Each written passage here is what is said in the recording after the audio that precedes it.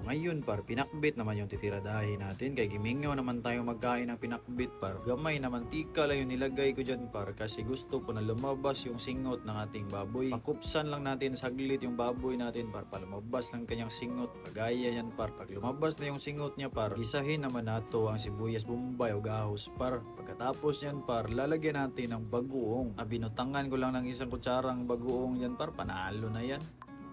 At pagkatapos ng konting ukay-ukay para ilagay na natin yung mga gulay natin dyan, kagaya ng kalabasa, balatong at saka ampalaya. Yung gamay na tubig lang usap par, pampahumok lang muna ba. Tapos nakalimutan ko palang ibutang yung kamatis par, kaya huli ko na naibutang yan. So tinimplahan na lang natin yan par ng mga ikaw nang bahala sa pangtimpla dyan par, kung ano yung gusto mo ba. Pagkatapos natin timplahan dyan par, nilagay ko na rin yung talong at saka yung okra ba, kay mga okra par pangpadanlog, pampalapot man yan. Tapos nilagyan ko ng oyster sauce par para sa dungag na lasa. Tapos para mabawi yung parat-parat natin na lasa dito par, naglagay naman ako ng kunting asukar, mga isang kutsara lang par. Tapos ukay-ukayin mo lang, okay na yan par, panalo na kayo yan.